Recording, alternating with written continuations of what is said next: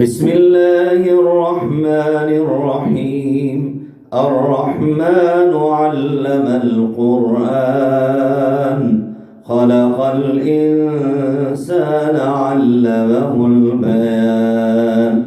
الشمس والقمر بحسبان والنجم والشجر يسجدان والسماء رفعها ووضع الميزان ألا تطغوا في الميزان وأقيموا الوزن بالقسط ولا تخسروا الميزان والأرض وضعها للأنام فيها فاكهة والنخل ذات الأكمام